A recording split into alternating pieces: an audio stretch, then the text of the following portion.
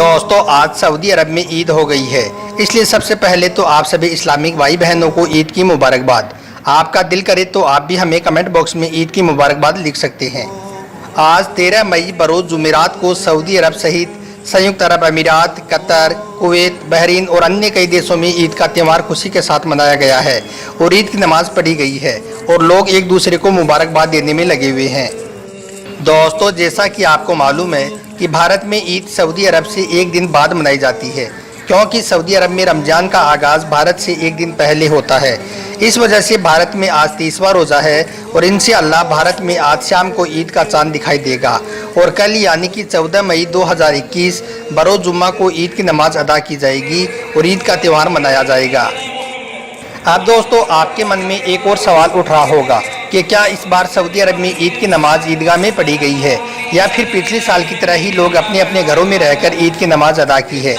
तो इसके हवाले से भी हम आपको एक खुशखबरी बताने वाले हैं, जिसको सुनकर भी आपका दिल खुश हो जाएगा। दोस्तों जैसा कि आप सभी को मालूम है कि हाल ही में इस बीमारी की दूसरी लहर आ गई है, जो पहली वाली से बहुत खतरनाक है। इसमें लोग ज़्यादा बीमार हो रहे हैं और ज़्यादा लोग मर रहे हैं।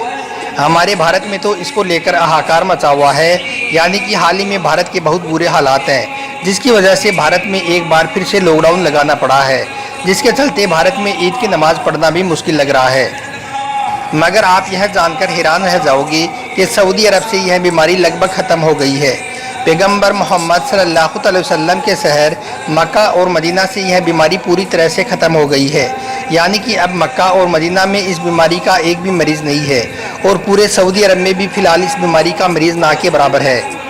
दोस्तों सऊदी अरब में पिछले साल हर रोज़ हज़ारों की तादाद में इस बीमारी के मरीज़ मिल रहे थे, जिसके खतरे को देखते हुए पिछली ईद पर सऊदी अरब ने सख्त कर्फ्यू लगाया था और पिछली बार ईद की नमाज ईदगाह में नहीं पढ़ी गई थी। मगर हाल ही में अल्लाह की कुदरत से यह बीमारी सऊदी अरब से ख़त्म हो गई है और आज सऊदी अरब में ईद धूमधाम के साथ मनाई गई है। ईदगाह में नमाज भी अदा की गई है और उसी तरह से नमाज हुई है जिस तरह से पहले होती आई है, और उसके बाद लोग एक दूसरे से मुसाफा भी कर रहे हैं और मुबारकबाद भी पेश कर रहे हैं।